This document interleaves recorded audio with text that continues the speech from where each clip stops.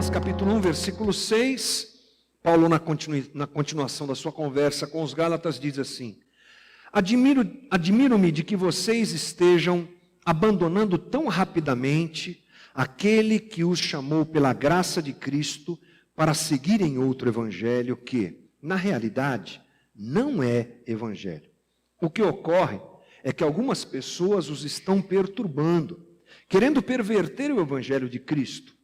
Mas ainda que nós, ou um anjo do céu, pregue um evangelho diferente daquele que lhes pregamos, que seja amaldiçoado.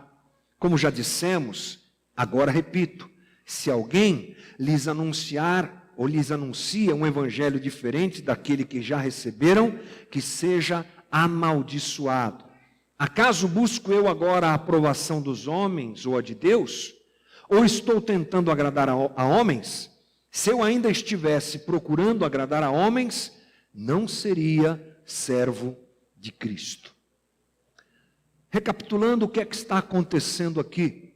Paulo escreve essa carta aos Gálatas, um grupo de igrejas que ficava no sul da Galácia, uma região que hoje a gente pode dizer que é a Turquia, para você se localizar geograficamente ali naquela região.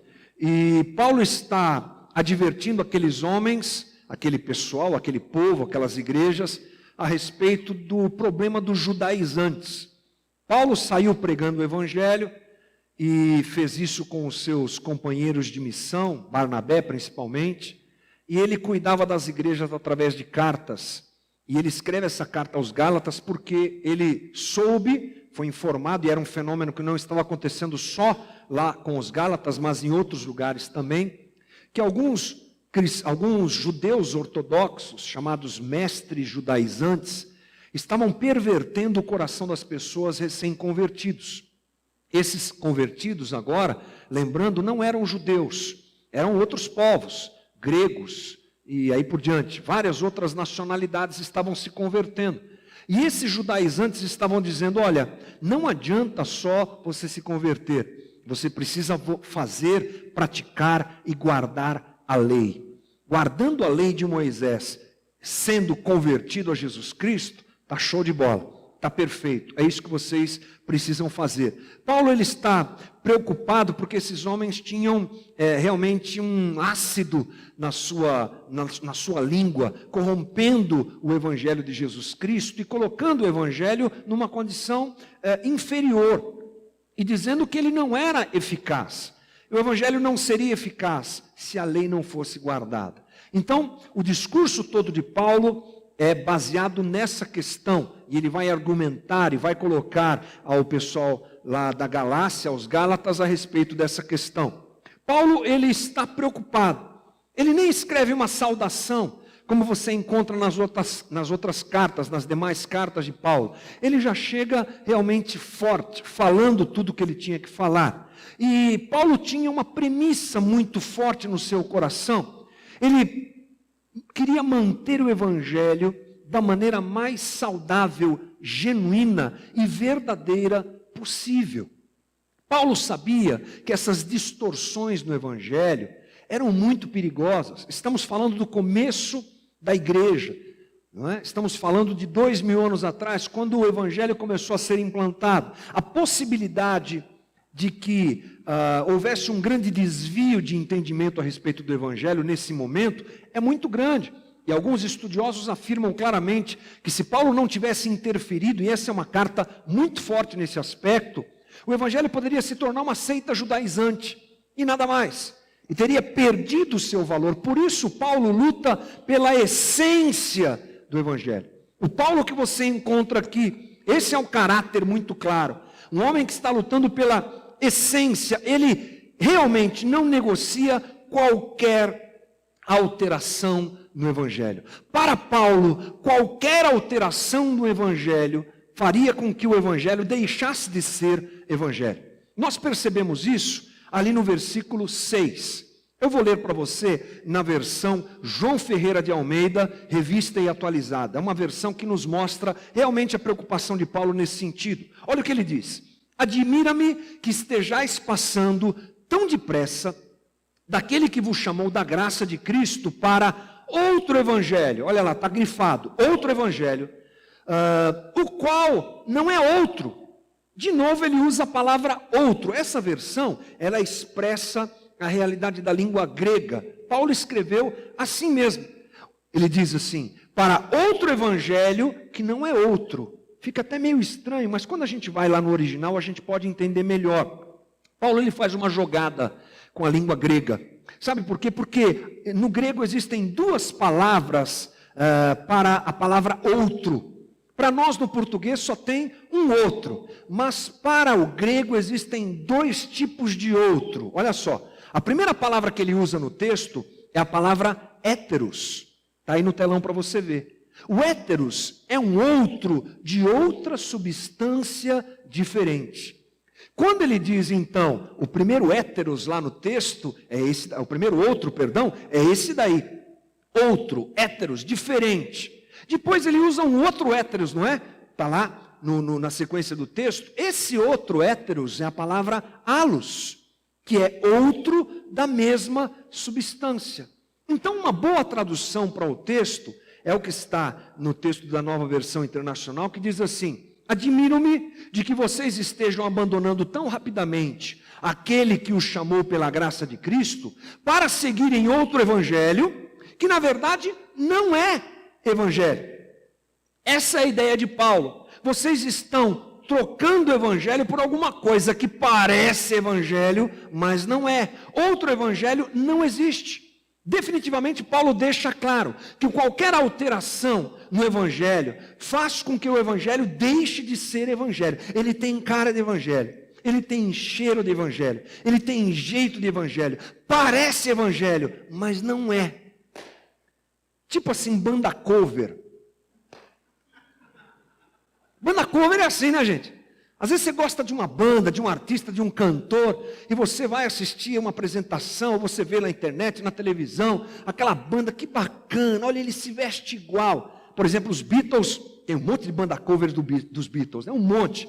Isso é tradicional. No mundo todo tem um monte de gente que faz banda cover dos Beatles. Os caras colocam aquele terninho, aquela gravatinha, colocam a guitarrinha, compra o baixo. Tem uma banda lá que o cara até aprendeu a tocar igual o Paul McCartney, que troca contrário o baixo dele para poder tocar igual. É bacana, eles dividem a voz do mesmo jeito, eles fazem o mesmo trejeito, mas não é. Tipo assim, parece muito, mas na essência não é. Então nós precisamos entender que não há margem para nós alterarmos o Evangelho de Jesus Cristo. É isso que Paulo fala. E nós precisamos então começar a prestar atenção nessas coisas. E tudo que está registrado aqui deve levar cada um de nós a percebermos isso, fazermos essa leitura de uma maneira bastante rígida e o que é bastante importante. Agora, talvez a pergunta que você faça é: mas por que Paulo insiste tanto nisso? Me diga aí. Me dá a impressão que Paulo está com ciúme daquele pessoal judaizantes, hein? Fala sério. Ele implantou a igreja, ele saiu, aí apareceu um povo novo lá, começou a cativar as ovelhas dele. Esse Paulo está meio enciumado, fala sério, deve ser alguma coisa do tipo. Não é essa a questão.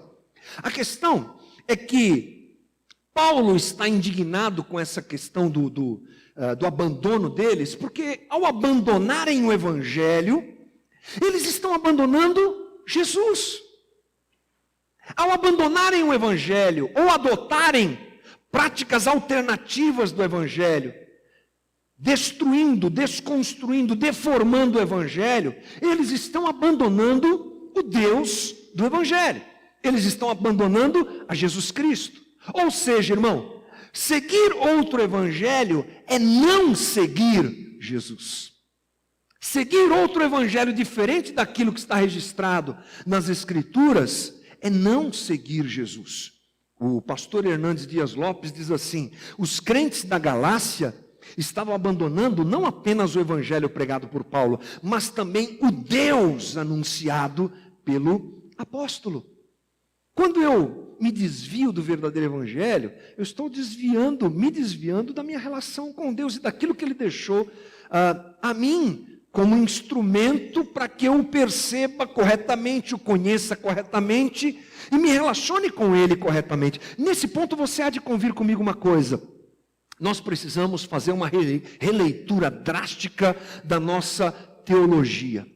Nós precisamos repensar o papel da nossa teologia, frequentemente e constantemente. Porque quando a minha doutrina é deformada, querido, a minha percepção sobre Deus é deformada. Quando a minha doutrina é deformada, eu vejo Deus de um jeito deformado. Eu enxergo Deus de um jeito deformado. E eu enxergo Jesus Cristo de um jeito deformado. Crescer em conhecimento, na verdade, então, é crescer em relacionamento. Quanto mais eu conheço a Deus, através de uma teologia saudável, quanto mais eu compreendo o jeito que Deus deixou o seu evangelho para nós, melhor se torna a minha relação com Ele. A grande verdade é que quando a gente fala sobre teologia, tem algumas pessoas que torcem o nariz. Por quê? Porque não compreendem uma coisa muito básica, é que todos nós fazemos teologia. Todo mundo faz teologia. Não é só o pastor ou o estudante seminarista de teologia que faz teologia. Todo mundo faz. Porque teologia, na verdade, irmão, é a maneira como eu interpreto a Bíblia. A maneira como eu interpreto o Evangelho. Seja uma pessoa altamente culta, seja uma pessoa completamente iletrada, todos nós temos um jeito de interpretar o Evangelho, e isso é fazer teologia. O irmão que abre a Bíblia e sai pregando e falando aquilo que está na sua cabeça e no seu coração, está fazendo teologia. Aquele que é catedrático, que estuda, que se aplica, que conhece a palavra de Deus, está fazendo teologia. E nós temos um problema com isso.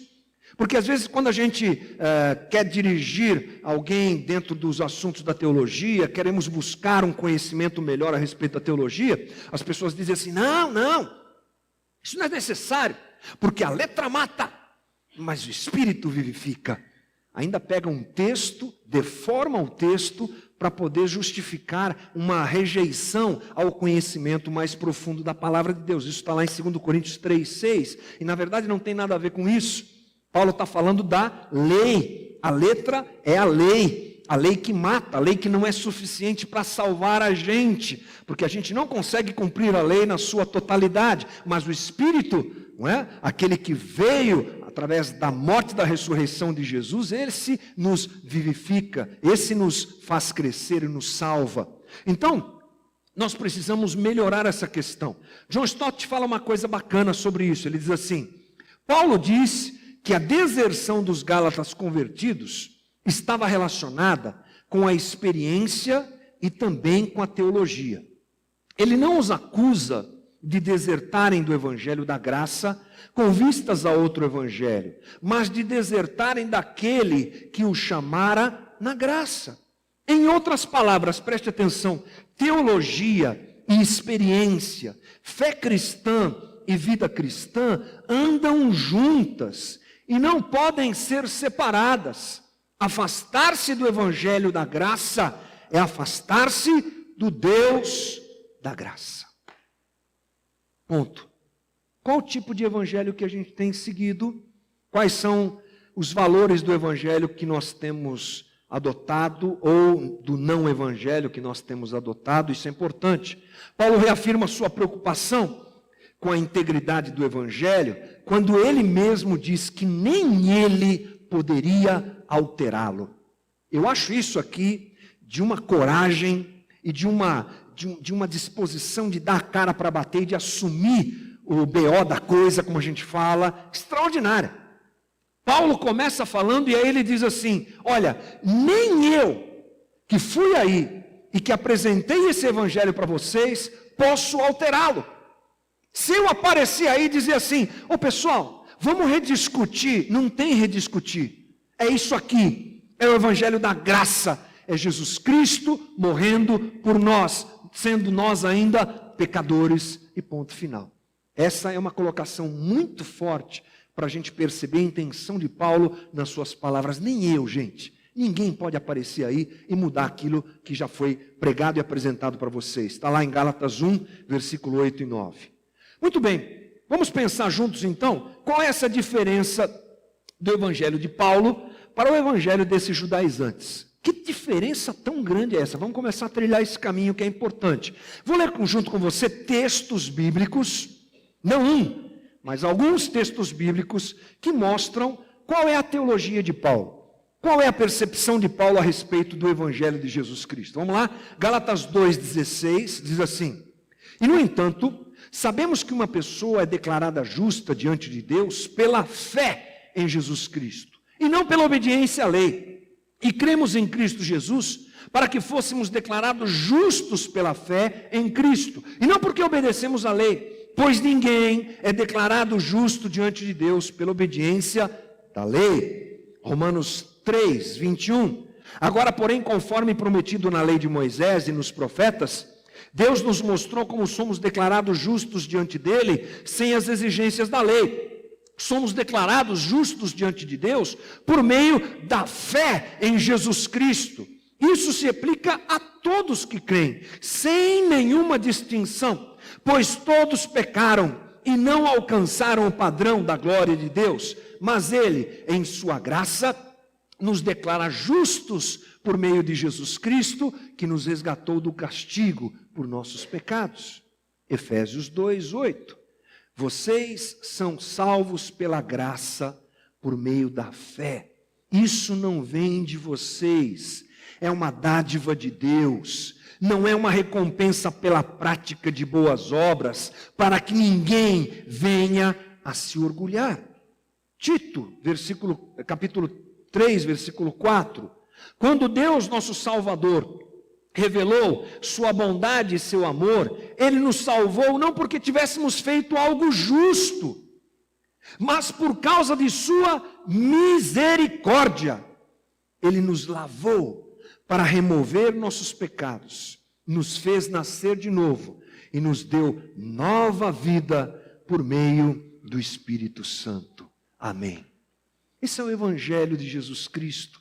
Esse é o Evangelho de Paulo. É o Evangelho da graça. O Evangelho é graça recebida pela fé em Jesus Cristo. Evangelho é graça recebida pela fé em Jesus Cristo e ponto final. É esse o Evangelho de Paulo. Qual é o Evangelho dos judaizantes? Qual é a diferença drástica entre ambos? Atos, capítulo 15, versículo 1, diz assim: alguns homens desceram da Judéia para Antioquia e passaram a ensinar os irmãos: se vocês não forem circuncidados, conforme o costume ensinado por Moisés, não poderão ser salvos. Esses homens não criam na graça. Esses homens achavam que o sacrifício de Jesus não era suficiente. Esses homens acharam que o homem tem que fazer alguma coisa para ser visto como justo diante de Deus. Esses homens achavam que o simples fato de um homem crer em Cristo Jesus e pela fé ser visitado pela graça de Deus não funciona. Eles tinham dentro de si, das suas entranhas, os valores da lei e queriam aplicá-los ao cristianismo, misturando o evangelho e fazendo essa bagunça toda que a gente está vendo aqui. O evangelho da graça, irmão, é a boa nova de um Deus cheio de graça com pecadores indignos. Na graça, Ele deu o seu Filho para morrer por nós. Na graça, Ele nos justifica quando cremos. Nada é por nosso esforço, tudo na salvação é devido à graça do Senhor sobre a nossa vida. O que o evangelho tem de especial é isso e de diferente de todas as religiões. Basta a gente pensar um pouquinho que você vai encontrar essa verdade. Eu sei que para nós, evangelho se mistura com religião, porque temos as nossas práticas religiosas, mas nada se compara ao evangelho. E eu quero fazer uma incursão nesse assunto, para a gente compreender junto melhor essa situação. Existem muitas definições a respeito de religião. Só você pesquisar na internet, você vai encontrar várias definições sobre o que é religião.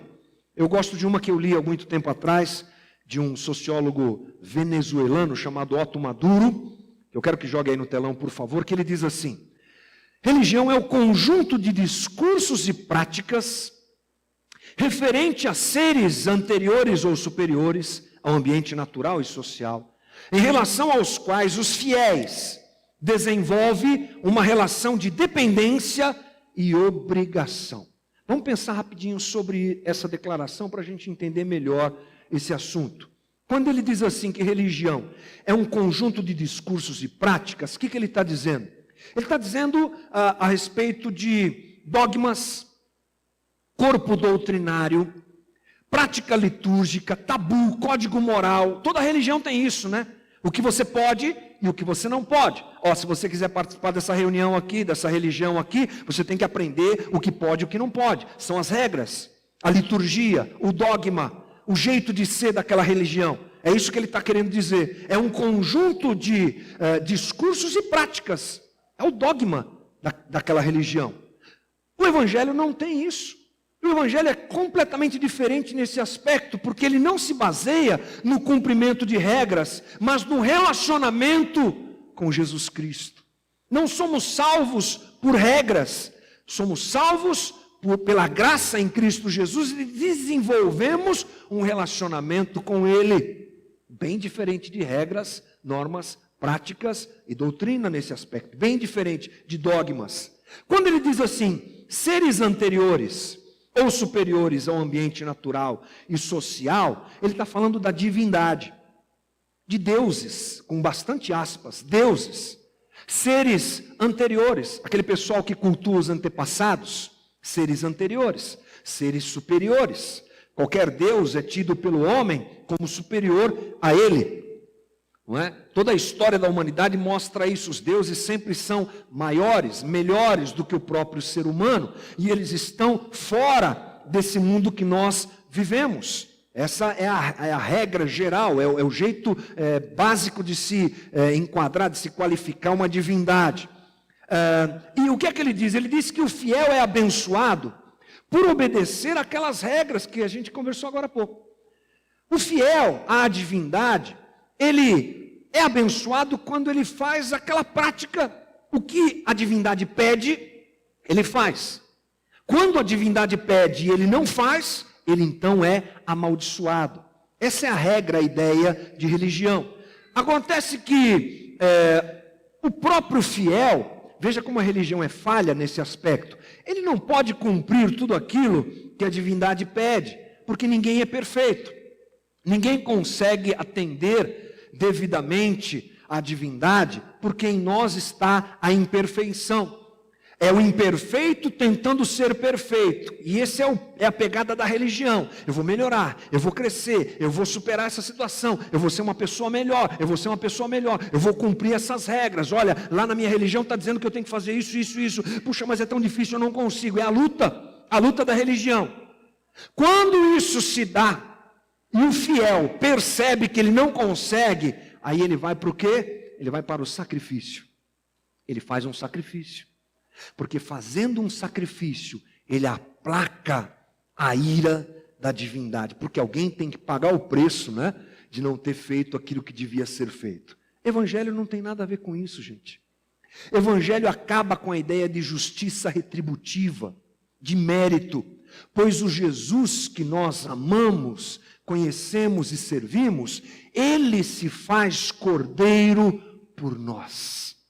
Ele se torna o sacrifício por nós. Veja a distância da religião e do Evangelho. Veja como o Evangelho é completamente diferente, novo, único na sua proposta. Porque o Deus que nós servimos e conhecemos tomou esse caminho por amor de cada um de nós. E muito bacana a gente pensar nisso. O Evangelho é a graça de Deus dirigida ao homem. Essa é a realidade. Aí talvez você pense assim, puxa, que bacana entender tudo isso, que legal. Mas, puxa vida, Paulo estava lá longe, 2000 anos atrás.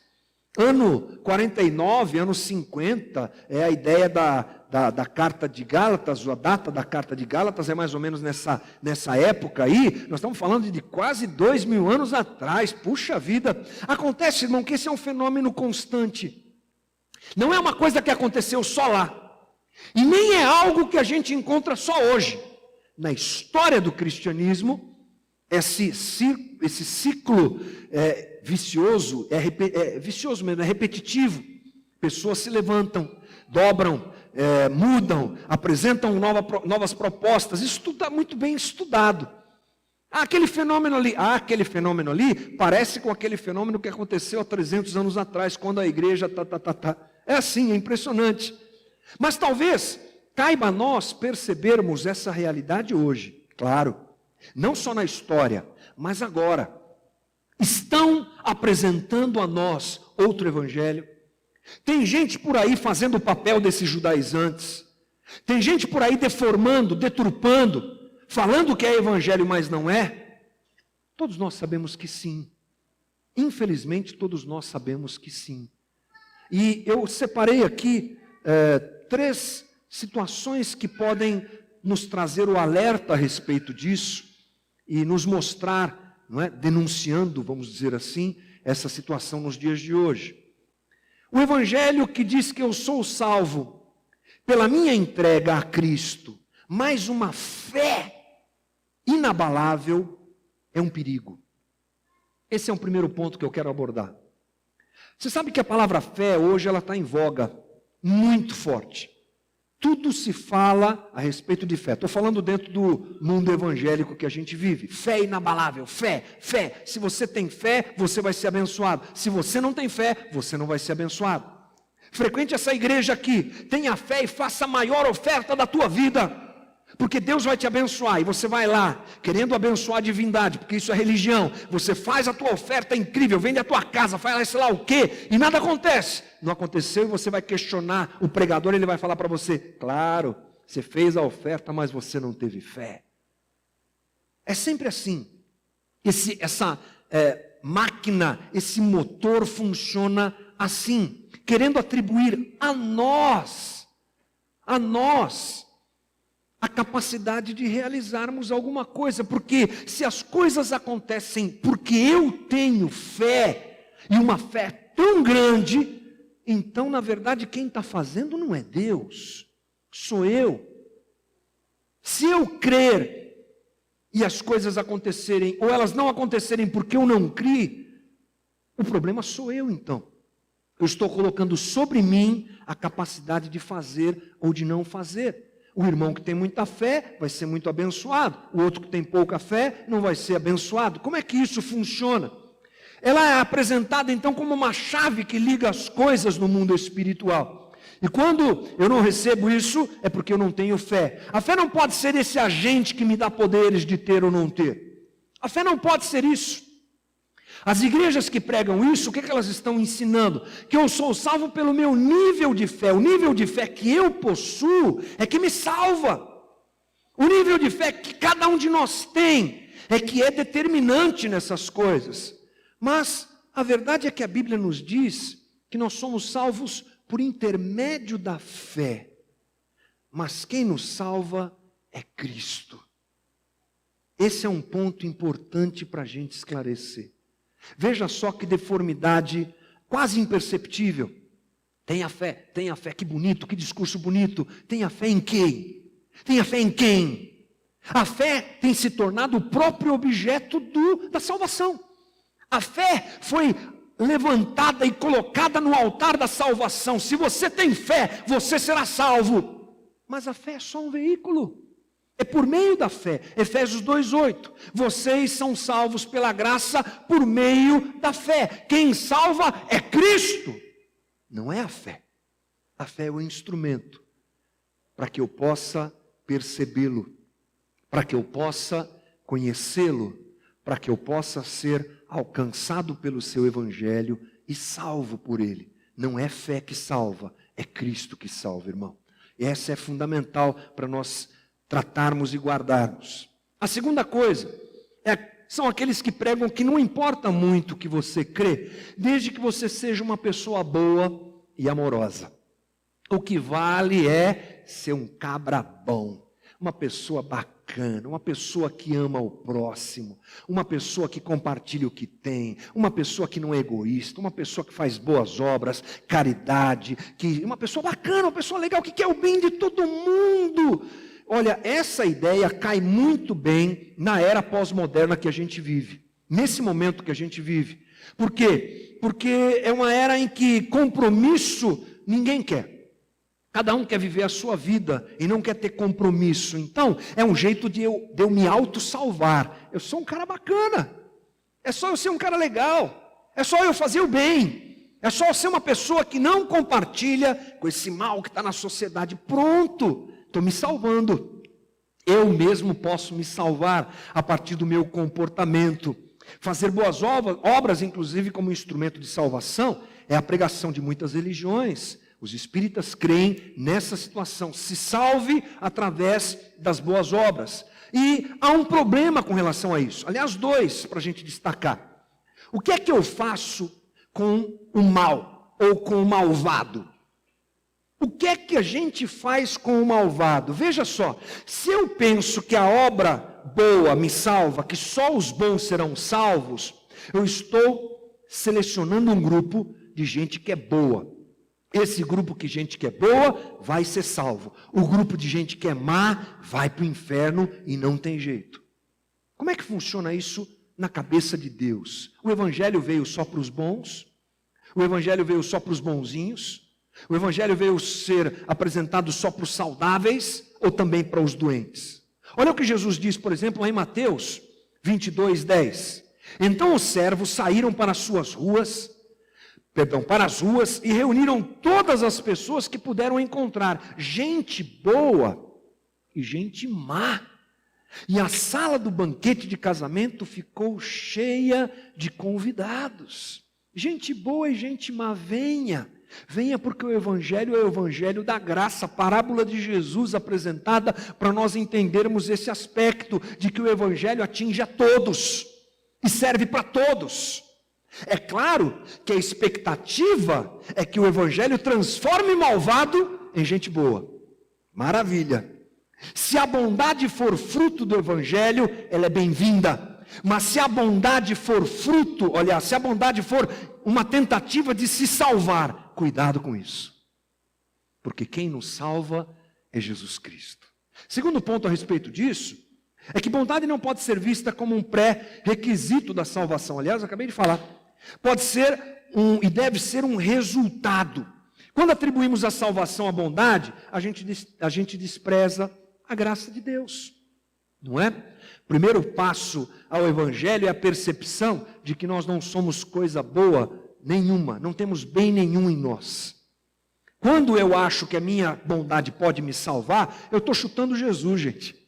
Eu estou falando, Jesus, serve de nada você ter morrido aí na cruz. Um abraço, eu vou ser um cara bacana, bonzinho, correto, estou salvo, não preciso de Jesus. E a porta de entrada para o evangelho é eu e você, é o homem perceber que ele é mau. Se alegre por perceber que você é mau, que você não tem em si valor suficiente para se salvar por bondade alguma. Paulo, inclusive, lá em Romanos 7, fala muito bem a respeito disso, quando ele diz que o mal que ele não quer fazer é o que ele faz. E quando ele diz que o bem que ele não quer fazer, aliás, que ele quer fazer, é o que ele não faz. Paulo tinha uma percepção clara a respeito de si próprio. Então, reconhecer o mal, sabe o que ele faz? Glorifica a Deus. Porque quando eu percebo que não posso me salvar, eu estou glorificando a Deus, porque assim eu estou dizendo: quem me salvou foi Deus, não foi a minha bondade, não foi o meu jeitinho correto, porque eu não tenho nada em mim, quem me salva é Ele, quem me amou é Ele, a graça vem dEle, e por Ele eu sou salvo. Amém? Olha só o que o pastor Tim Keller diz sobre isso, acho bem bacana. Sem esse senso do próprio mal, o conhecimento da graça divina não será transformador. E deixaremos de compreender o quanto Deus é glorificado pela presença de qualquer pessoa no céu, bons e maus, alcançados pela graça de Jesus. terceiro ponto, para a gente fechar esse aspecto. O meu comportamento define a minha salvação. Esse é um outro viés de um evangelho deformado, presente hoje também, durante a história e hoje. O meu comportamento é que vai me salvar. Moralmente correto, moralmente impecável, intocável, cumprindo todas as regras, eu me torno alguém salvo.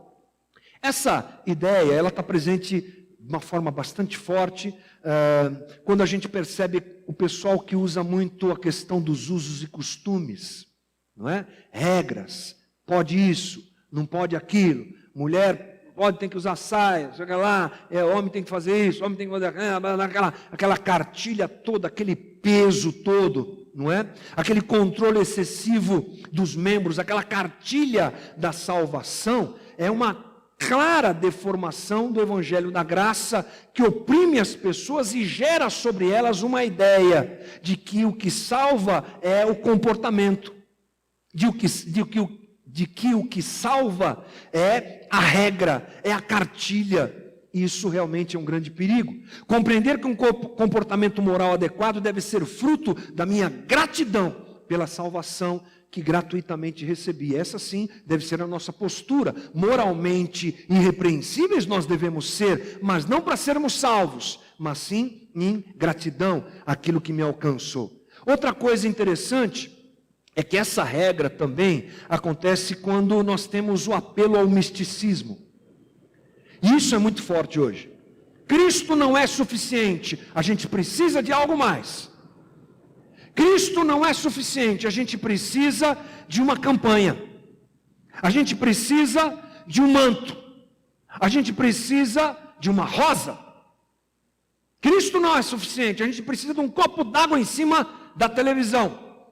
Cristo não é suficiente, a gente precisa passar pelo Vale do Sal. Cristo não é suficiente, a gente precisa de uma coisa esquisitíssima que um pastor bem original cria para poder dizer para você: Jesus não é suficiente. Se você quer ser salvo, se você quer ter uma relação com Deus, faça isso que eu estou te dizendo. E isso é a coisa que a gente mais enxerga e vê nesses dias. O problema desse caminho, irmão, seja ele qual for, passe ele por onde passar, como a gente conversou aqui, é que nós nunca poderemos. Nunca poderemos. Podemos ser as pessoas mais boas do mundo, vamos juntar tudo isso. Podemos ser as pessoas moralmente mais corretas do mundo. Podemos ser as pessoas que mais frequentam a igreja e fazem tudo aquilo que as pessoas inventam aí. Podemos ser tudo isso daqui que a gente falou. Ninguém se salva se não for pela graça em Jesus Cristo, a graça alcançada ou colocada sobre nós por Deus. Se o evangelho é fundamental e se nós queremos conhecê-lo, a pergunta que não quer calar é: o evangelho que eu tenho crido, vivido, é o verdadeiro evangelho? Aqui, para a gente ir para o final da nossa conversa, é o verdadeiro evangelho? Já que tem tanta gente distorcendo o evangelho, é o verdadeiro evangelho? Será que o evangelho verdadeiro é aquele que eu sinto ser verdadeiro? Qual é o padrão que define isso? É o evangelho que eu sinto. Eu sinto uma paz. Aleluia. É isso? É o evangelho que dizem ser o verdadeiro? É o evangelho que eu penso ser o verdadeiro? É o evangelho que me parece ser o verdadeiro? Qual é o padrão para isso? Precisamos responder essa pergunta. Já que apresentamos alguns caminhos de deformidade do evangelho, qual é o verdadeiro evangelho? Paulo define isso claramente. Ele diz lá em Gálatas 1, 8 e 9, que seja amaldiçoado qualquer um, incluindo nós, ou mesmo um anjo do céu, que anunciar boas novas diferente da que nós temos anunciado. Repito o que disse antes: se alguém anunciar boas novas diferentes das que vocês receberam, que seja amaldiçoado. Portanto, só há um evangelho, irmão. O evangelho da graça de Deus. Esse é o evangelho que nós trabalhamos para conhecê-lo, sim. Perseguimos todos os dias, nos dedicamos à leitura da Bíblia, Conversamos aqui dominicalmente, quarta-feira também, para aprendermos mais dele. Mas a base desse evangelho claramente é o evangelho da graça de Jesus Cristo. Tim Keller diz assim: esse padrão é o evangelho que ele, Paulo, junto com os outros apóstolos, com A maiúsculo, receberam de Cristo e ensinaram, o qual é encontrado nessa carta e em todo o restante da Bíblia. Você quer conhecer o verdadeiro evangelho, irmão? Conheça a Bíblia. A Bíblia é o padrão, ela traz o padrão, ela apresenta o padrão. A Bíblia, primeiro ponto para colocar aqui, ela julga a igreja. Ela julga a igreja, não é a igreja que julga a Bíblia. Nós não criamos doutrinas baseados nas experiências que temos e encontramos um texto na Bíblia para se adaptar àquilo que nós cremos ou pensamos ser o correto. Não sou eu que torço a palavra, eu não posso torcer a Bíblia e adaptá-la à minha ideia, à minha doutrina. Ela julga a minha experiência. Eu lembro de algumas coisas incríveis nesse sentido. Eu que frequentei o mundo neopentecostal quase 20 anos, tenho poucas e boas para te contar sobre isso. Mas várias delas. Aí pega a Bíblia e dá um torcicolo bravo e apresenta um texto fora de todo tipo de contexto, é óbvio, para dizer que aquilo está certo. Não é a minha doutrina, aliás, não é a minha experiência que se transforma em doutrina, irmão. Eu tenho as minhas experiências com Deus. Muitas delas bem legais. Mas se você quiser ouvi-las, elas serão alguns exemplos da minha relação com Deus. Como pastor, eu não posso subir aqui e pegar as minhas experiências e enfiar a goela abaixo de você e fazer com que ela se torne uma doutrina. É a Bíblia que é a nossa doutrina. É a regra de fé que nós temos, é a Bíblia. Ela discerne a minha experiência. Ela que mostra se eu estou vivendo alguma coisa de Deus ou não. Segundo lugar, a Bíblia cria e fundamenta a igreja. A igreja não cria e nem fundamenta a Bíblia. Portanto, adaptações esdrúxulas do texto bíblico para satisfazer doutrinas erradas não cabe. Ela é que nos dirige, não somos nós que a dirigimos.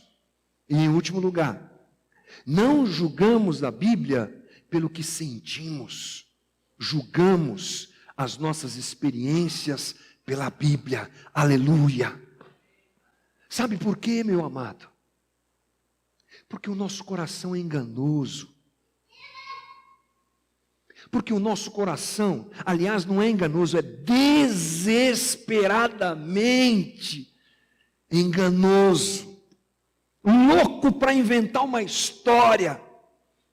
Louco para fazer a gente pirar o cabeção, louco para transformar o evangelho em emoção.